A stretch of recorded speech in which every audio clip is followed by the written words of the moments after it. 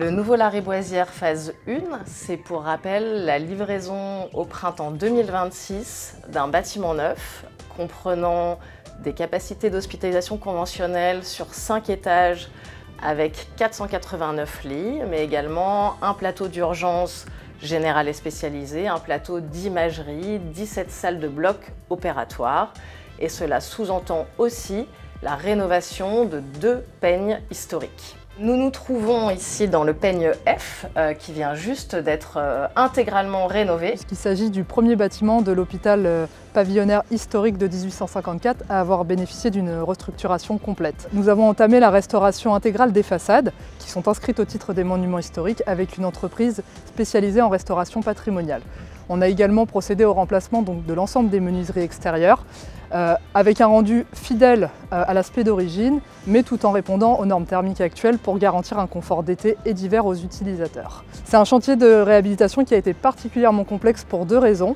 La première, c'est qu'on est en interface directe avec le bâtiment neuf que vous pouvez voir juste derrière. Et la seconde est qu'on a démoli la quasi-totalité de la structure et notamment des planchers, ce qui a nécessité la mise en place d'une structure métallique provisoire pour garantir la stabilité du bâtiment pendant ces phases de travaux. Dans ce peigne, on retrouve l'ensemble des activités de cardiologie ambulatoire qui se répartissent au rez-de-chaussée avec le gymnase de la réadaptation cardiaque, au 2e étage des activités de l'hôpital de jour et de la future activité des urgences cardiologiques, le César, et au 3e étage, la consultation et l'échographie cardiaque. Et dès à présent, on retrouve l'ensemble des fonctionnalités que l'on trouvera dans le nouveau bâtiment du nouveau Lariboisière, notamment pneumatique avec cartouche, le contrôle avec lecteur de badge, nouvelle signalétique ou encore nouveau réseau informatique.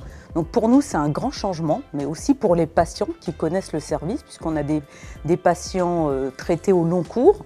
Pour eux, ça a été une révolution parce que des espaces nouveaux, un design nouveau, de la luminosité. On partait quand même de locaux qui étaient fragmentés, avec des salles d'attente qui n'étaient pas optimales. Et là, je dirais que tout change. Des espaces qui sont très agréables à vivre, ouverts, je dirais, aussi sur les patients. Ça permet aux médecins d'accueillir les patients de façon beaucoup plus agréable, évidemment. On est très fiers aujourd'hui d'avoir pu livrer ce bâtiment dans les temps.